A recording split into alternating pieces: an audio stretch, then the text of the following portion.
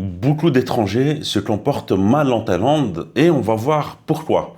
Dans cette vidéo, je vais donner quelques éléments de réponse qui vont vous permettre d'éviter parfois de faire des choses que les Thaïlandais ne vont pas apprécier, qui vont vous faire passer pour de mauvais étrangers, de mauvais pharaons, comme on dit. Le terme pharaon, la bonne traduction, c'est étranger occidental.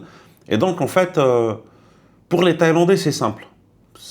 C'est que s'ils voient une personne, on va dire un portoricain, si un Thaïlandais voit un portoricain pour la première fois de sa vie, que le portoricain se comporte mal, eh bien, il va tout de suite mettre une étiquette sur le peuple entier. Il va dire, tous les portoricains, ce sont des gens pas bien, mal polis, etc. Donc, c'est la raison pour laquelle, en venant en Thaïlande, chacun est censé être ambassadeur de son pays. Voilà, c'est comme ça en Thaïlande, malheureusement, quand s'ils voient par exemple, allez, un Africain, si les Thaïlandais voient un Camerounais pour la première fois, que le Camerounais se comporte mal, vole, fait quelque chose de pas bien, eh bien, le Thaïlandais va se dire, bah, tous les Camerounais se comportent très mal. Donc, c'est la raison pour laquelle, en étant en Thaïlande, on doit tous être l'ambassadeur du pays. Alors, le premier point pour moi, c'est que quand tu viens en Thaïlande, il ne faut pas imposer en fait sa façon de faire. Voilà. C'est-à-dire que tu ne viens pas ici, par exemple, en disant oui, vous devriez faire ça. Alors, je sais que parfois, l'étranger en Thaïlande, et beaucoup de Français aussi, eh bien, veulent donner des conseils, des suggestions. D'accord? Et ça part d'une bonne intention, en fait. Évidemment, donc tu te dis, oui, je vais le faire. Vous devriez faire ci, vous devriez faire ça. En fait, ils en ont rien à faire, les Thaïlandais. C'est-à-dire que c'est un pays qui existe depuis très longtemps. Ils ont toujours fonctionné d'une façon. Et c'est pas parce que toi, t'es arrivé il y a 1 mois, 2 mois, que tu procèdes différemment en France, que tu penses à changer les choses. Voilà. C'est-à-dire que j'ai travaillé dans une entreprise ici en Thaïlande, dans l'industrie pharmaceutique et dermato aussi. Et en arrivant ici, donc ils m'avaient recruté parce que j'avais un profil intéressant. Voilà, je suis issu de l'industrie pharmaceutique et j'avais travaillé dans des multinationales et je me suis dit, bon, ils m'ont recruté parce que je suis une pointure et ils veulent que je change les choses, ils veulent que je refasse les process, qu'on aille plus vite, qu'on fasse de meilleurs chiffres, de meilleures performances. Et donc en arrivant, j'ai proposé plein de choses pour leur faire gagner du temps. C'est-à-dire qu'en interne, parfois pour faire certaines choses, ils mettaient 2 heures, 3 heures de temps. Et donc, qu'est-ce que j'ai fait? C'est que j'ai proposé des choses pour aller beaucoup plus vite. Et donc, on a dit, OK, on a acquiescé. D'accord, d'accord, c'est très bien, très bonne idée. Et en fait, en fin de compte, tout le monde a fait mine d'être content qu'on allait changer les choses. Mais non. La routine, c'est la routine. Ils n'allaient pas du tout changer leur méthode parce que moi, je leur avais suggéré une façon de faire. Même si la façon de faire que j'avais suggéré allait leur faire gagner beaucoup de temps, voilà, c'était quelque chose de plus efficace à mon sens. Mais non, ils se sont dit, on a l'habitude de fonctionner comme ça, tout le monde fonctionne comme ça et c'est pas aujourd'hui qu'on va changer. Voilà. Donc imposer sa façon de faire, il vaut mieux éviter. Voilà. Même si parfois ils font des choses qui prennent du temps ou si tu vois qu'ils font la vaisselle 2 fois au lieu d'une fois, bah, tu vas te dire, ah, mais attends, mais il a déjà lavé une fois. Pourquoi il le refait une fois? N'essaie pas de... Voilà, ne cherche pas à comprendre. Voilà.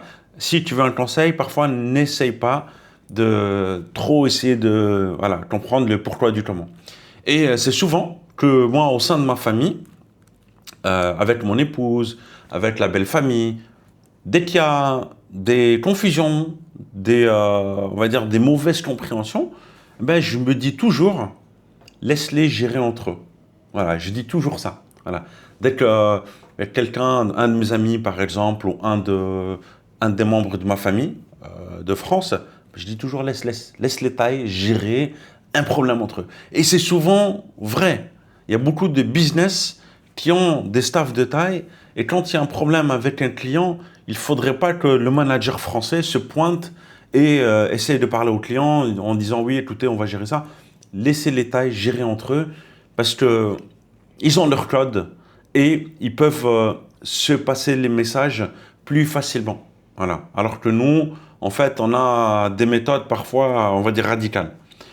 Deuxième point, c'est qu'il faut éviter de hausser le ton. Hausser le ton, parler fort, perdre le contrôle de soi. En Thaïlande, c'est que tu as perdu le combat, en fait. Voilà. Lorsque tu es dans un échange houleux avec quelqu'un, c'est que dès qu'il y a un désaccord, on évite de hausser le ton, de crier, parce que, en fait, je veux dire, les gens qui t'entourent, qui entourent la scène, s'il y a une dispute à la caisse, si tu as une dispute avec un inconnu à l'extérieur, celui qui hausse le ton, au regard des passants, eh bien, c'est celui qui a perdu. Donc, il vaut mieux toujours garder son calme. Et imagine une scène, par exemple, avec une embrouille. Imagine que la police débarque lorsque tu as un différend avec quelqu'un. Eh bien, il vaut mieux toujours garder son calme, parler d'une façon posée, parce que les Thaïlandais font très attention à ça. D'accord? Donc, on est très loin des films américains, hollywoodiens, celui qui bombe le torse, qui montre ses muscles et qui crie. Et voilà. C'est pas parce que tu cries que tu as raison. Voilà, ça c'est un point important. Ensuite, comment faire pour ne pas passer pour un mauvais étranger, un mauvais pharaon, d'accord? Comment ne pas être perçu comme un mauvais pharaon? Eh bien, il faut être une personne ambitieuse, d'accord? Pour moi, il y a deux catégories, hein, c'est simple. On a en Thaïlande les gens qui viennent construire quelque chose, ok? Qui viennent construire quelque chose, ou ouais, on va dire à moindre mesure, certains veulent vraiment être entrepreneurs à 100%, mais par contre, il y a des gens ici qui viennent que pour être des chasseurs, chasser, voilà. Et ça, malheureusement, les Thaïlandais connaissent ce stéréotype du pharaon, de l'étranger qui vient que pour chasser des femmes, et donc, faites attention à l'étiquette qu'on va vous mettre, d'accord? Anecdote très importante, mon premier entretien en Thaïlande, lorsque j'ai décroché mon job, mais pendant l'entretien, il m'avait dit alors, je veux comprendre pourquoi tu viens en Thaïlande. Voilà.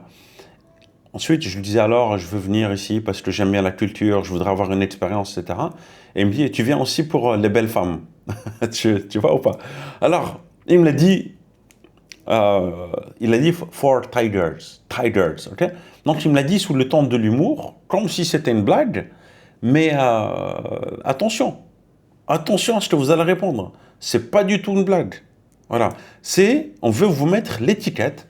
Est-ce que tu es le pharaon sérieux, posé, ou est-ce que tu es là en mode chasseur, qui veut faire la fête, et qui veut chasser des nanas, etc., etc. Voilà. Donc c'est pour ça que je vous le dis honnêtement, hein, et j'ai rien à regretter de ce que je vais vous dire. C'est pour ça que j'ai très peu de respect pour les personnes en fait qui viennent en Thaïlande, qui passent leur temps à chasser les nanas. Et bon nombre d'ailleurs de ces personnes-là sont devenues, on va dire, créateurs de contenu, qui sont pour beaucoup basés à Pattaya et qui prennent la débauche en Thaïlande. J'ai aucun respect pour ce type de personnes et je pense que c'est gênant, c'est inquiétant, c'est tellement problématique parce que ils font mine d'avoir compris la Thaïlande, mais ils n'ont rien compris à la Thaïlande, ils n'ont rien compris aux Thaïlandais. On ne va pas respecter quelqu'un qui est là à créer du contenu, à dire, à assumer qu'il est addict aux femmes, aux prestations tarifées, etc., etc. Voilà. Donc c'est inquiétant. Donc pour être bien perçu des Thaïlandais, d'accord, faites attention à ça. Voilà, c'est important. Toujours quand même présenter sa venue en Thaïlande comme étant une venue saine, la volonté de créer quelque chose, la volonté d'apprendre de la culture thaïlandaise, et voilà, et tout ira pour le mieux. Ça, c'est important. Hein. Un autre aspect important, pour ne pas être perçu comme un mauvais étranger, un mauvais pharaon, c'est qu'il ne faut pas penser qu'avec l'argent, on peut écraser les autres. Certains vont parler mal. C'est-à-dire que, je vais vous donner un exemple concret. En France, lorsque tu vas dans une terrasse, dans un restaurant, eh bien, lorsque le serveur met 15-20 minutes de retard, eh bien, il va te dire « Excusez-moi, monsieur, pour le retard. » Et puis, tu vas rien dire. Tu vas accepter ta commande, tu vas rien dire. En Thaïlande, parfois, d'accord, des jeunes serveurs mettent 5-10 minutes de retard et toi, tu vas partir, voilà, tu vas démarrer au quart de tour. Tu vas lui dire c'est pas possible, mais c'est froid, mais c'est pas bon, tu vois, alors que tu as payé que 1, 2 euros, 40 bahts, 60 bahts. Et donc, ce pouvoir d'achat donne des aises à certaines personnes qui vont maltraiter les locaux. Alors ça peut être, pour moi c'est la même, hein. Si tu parles mal aux Birmans, aux Laotiens, d'accord, on va dire, voilà, c'est mal, c'est déjà mal. Aux femmes de ménage, ou les femmes qui viennent nettoyer ta chambre d'hôtel, par exemple, etc. Ce qu'on appelle les métiers nobles, eh bien, il faut respecter tous ces gens-là. C'est pas parce que tu as un pouvoir d'achat plus important que tu vas mal parler à ces gens. D'accord? Alors, parmi les Thaïs, il y en a beaucoup qui parlent mal, on va dire, au personnel des métiers nobles. Maintenant, c'est pas quelque chose que je cautionne. Je prends toujours le temps parfois de parler aux gars qui travaillent à la sécurité, aux femmes de ménage, etc. Parce que on vit tous une expérience humaine et donc on doit se respecter les uns les autres. Donc ne pas penser qu'avec l'argent, on peut tout obtenir. Voilà. Même si en Thaïlande, l'argent permet beaucoup de choses, mais il faut faire attention quand même à conserver une certaine éthique. Voilà. Et alors sinon, le dernier point, c'est se plaindre tout le temps. Les personnes qui se plaignent tout le temps, c'est quand même quelque chose d'assez contagieux. Pour moi, les gens qui se plaignent tout le temps, honnêtement, j'évite de traîner avec. Voilà, j'évite de garder des personnes qui se plaignent tout le temps dans mon cercle parce que c'est des personnes en fait qui n'ont pas de solution. Aujourd'hui, moi, je me définis comme un entrepreneur. Et donc, étant entrepreneur, ben, on a toujours des problèmes, on rencontre toujours de nouvelles problématiques. Et donc, mon cerveau, maintenant, est aiguisé pour résoudre des problèmes. D'accord? Donc, quand j'ai quelqu'un avec moi qui se plaint tout le temps, oui, mais c'est pas possible, mais il y a ça, mais il y a ça, eh bien, trouve une solution. Au lieu de te plaindre tout le temps, je trouve que la négativité est très contagieuse, surtout en Thaïlande, hein. On a l'attitude de sabai sabai, on n'est pas là pour voilà, passer notre temps à nous plaindre. Vraiment, je l'ai dit, hein, la Thaïlande, c'est le miroir de toi. C'est-à-dire que si tu es quelqu'un de positif, tu seras 100 fois plus positif ici. Si tu es créatif, tu seras 100 fois plus créatif en Thaïlande. Si tu es un fêtard, tu seras 100 fois plus fêtard. La Thaïlande, c'est le miroir de toi. D'ailleurs, je ne sais même pas si je ne vais pas mettre ça comme titre. La Thaïlande, c'est le miroir de toi. Mais si tu es négatif, si tu es fou dans ta tête, eh bien, le jour où tu viens en Thaïlande, ben, tu seras 100 fois plus fou. C'est ça, en fait. C'est ça. Il ne faut pas penser que quitter la France, quitter la Belgique, eh bien, ça va résoudre tes problèmes. Non. Si tu as des problèmes dans le pays où tu vis, eh bien, tu vas les emporter ici avec toi. Et donc, c'est pour ça que je dis il faut quand même être en phase avec soi-même. On a la chance d'avoir un pays avec une population magnifique, sont très accueillants.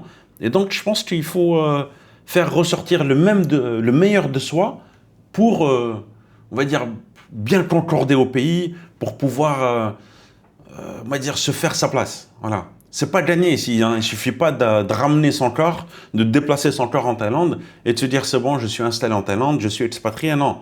Il y a tout un process. C'est pas qu'un déplacement physique. Il y a tout un process et je dirais même qu'il faut mériter sa place en Thaïlande. Vraiment. Et ça, c'est le cas de le dire. J'ai vu beaucoup de personnes venir, rester plusieurs mois, partir, changer de destination, partir au Vietnam, au Laos, se retrouver fauchés, partir ailleurs, etc. Donc, c'est des personnes qui se cherchent, mais parce qu'au final, elles ne sont pas stables, en fait, hein, émotionnellement parlant, psychologiquement parlant. Quand tu vois le cercle d'amis de certaines personnes, tu te poses des questions. Donc, en fait, il faut quand même vraiment avoir une introspection, réfléchir sur ce qu'on a vraiment envie de faire. Voilà. Moi, ça fait 10 ans ici que je suis en Thaïlande et je pense que voilà, j'ai encore beaucoup de choses à apprendre et voilà, de moins en moins, d'année en année, j'essaye de faire ressortir de meilleurs aspects de moi-même. En tout cas, la Thaïlande, c'est le pays de la tolérance. Si tu veux ne pas être perçu comme un mauvais étranger, il vaut mieux quand même il vaut mieux être très à l'écoute. Voilà. Parfois, il vaut mieux écouter les Thaïlandais, d'accord?